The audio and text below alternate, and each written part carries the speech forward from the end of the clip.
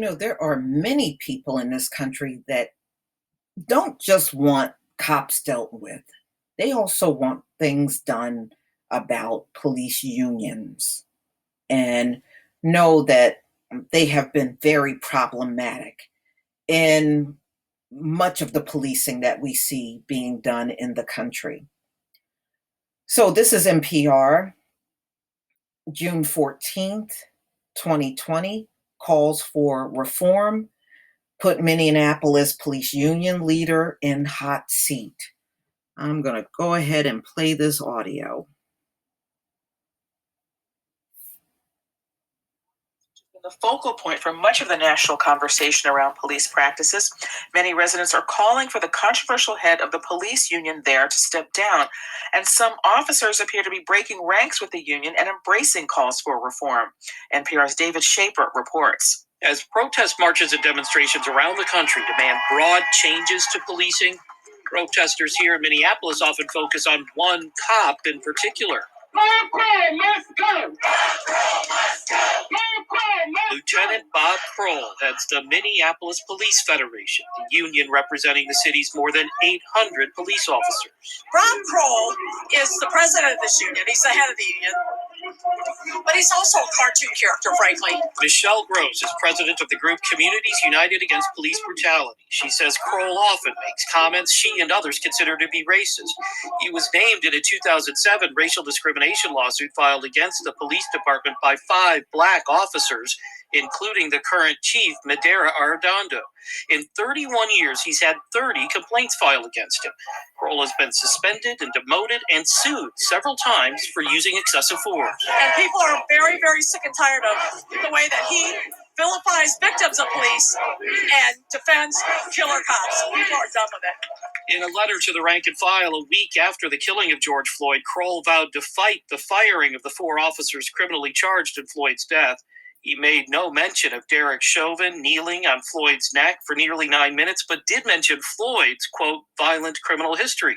He called the protests a terrorist movement and political leaders' response despicable, saying police officers were being made scapegoats. Kroll did not respond to calls seeking comment. The Police Federation's phones are disconnected, its website, Facebook page, and other social media accounts taken down. Despite the silence, though, his presence looms large. In a conference call with reporters this week on efforts to revamp policing, Minneapolis City Council President Lisa Bender acknowledged the union stands in the way. The Police Federation is a clear barrier to change, and that is the crux of any short-term changes within our department that they have opposed for years. But now more than a dozen police officers are breaking ranks with the union, signing an open letter to the people of Minneapolis saying, "We wholeheartedly condemn Derek Chauvin, the officer charged with Floyd's murder." The officers say they represent the vast majority of the Minneapolis Police Department and wrote that they stand ready to listen and embrace the calls for change, reform, and rebuilding. The fact of the matter is these officers are heroes and more need to follow. Former Minneapolis Mayor Archie Ryback knows some of the officers signing the letter well. 2 served in his security detail, and he says it's a big step forward. But others here are skeptical. Community leaders and protesters point out that Bob Kroll was elected and re-elected police union president by wide margins. Last year, he didn't even have an opponent in winning his 3rd 2-year term, suggesting his support runs deep. But Ryback says radical reform to policing is coming, regardless of where police officers stand. They need to dramatically change their leadership and acknowledge how wrong some of these things are. If not, this change will happen, whether police choose to be part of it or not. Across the country, Bob Kroll is not an anomaly in police unions. There are similar controversial leaders in Chicago, Philadelphia, and several other cities. And that's why this time so many activists say police departments cannot simply be changed, that cities need to dismantle them and start over. David Shaper, NPR News, Minneapolis.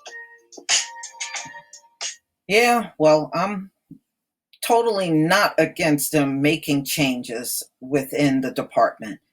I think sometimes when you have the cops that have been there for years, they know what they can get away with. And they do it all the time. They have no concern about how the public is treated. So apparently this union leader is not very well respected. I don't see how he can still be there. 30 complaints? How the hell do you have that amount? I think 32? How do you have that amount of complaints and you're still there? Oh, they let these cops get away with everything. You got all those complaints and a lot of the things they said he's clearly racist. And you're going to let him stay there with all those damn complaints and being sued by officers, black officers, and the black chief. Man, get out of here. You should have been had this guy out of here. Lieutenant Bob Kroll. All right, so they said he's very controversial. And the police union apparently has more than 800 police officers that are members in the union. On Friday evening, more than 1,000 people protested outside of the union headquarters. Several protesters in recent weeks that has targeted the union leader, who is this Bob Kroll. Bob Kroll is a racist. He's as racist as they come, shouted Minneapolis civil rights attorney and activist Nakima Levy Armstrong to the crowd on Friday. And his evil has been allowed to fester inside the Minneapolis Police Department. When people talk about a rotten police culture, the community's lack of trust in police, many point to the union and the veteran cop that leads it as a major reason. Bob Kroll is the president of the union, and he's also a cartoon character, frankly. Well, damn. Like I said, if he's that bad, how the hell? What? Okay, so Kroll was named in a 2007 discrimination lawsuit. And this is what 5 black officers filed against him. And even the police chief himself had issues with this guy. And wow.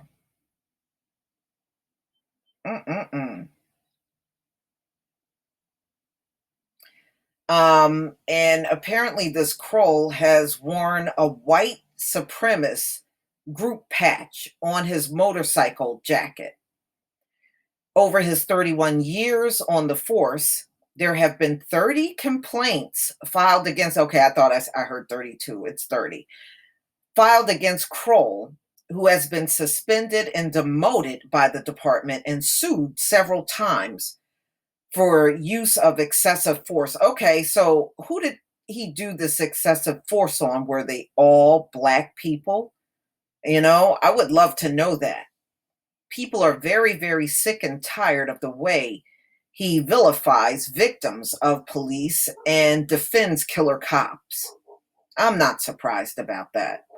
That seems to be a common thing when it comes down to police unions. I am not shocked over that at all. But the unions is really the main reason why policing is so bad in America. Because no matter what these cops go out and do, someone like Bob Kroll will be right there defending everything from killings to just all kinds of assaults on people. He is the kind of person that will be sitting there defending the whole thing. And it's ridiculous. And, you know, if the local municipalities and states are paying these cops, there should be no union.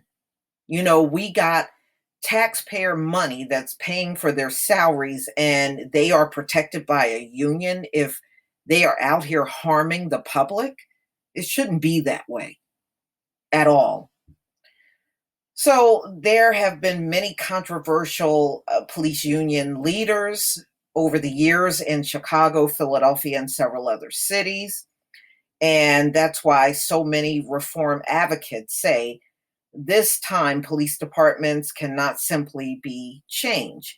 Cities need to dismantle them and start all over. And I believe that. Why not? Why not? It's been done before, and it can be done really all over America because it really needs to be. Unfortunately, you can't change Minneapolis and overlook the bad policing in these police unions in other states.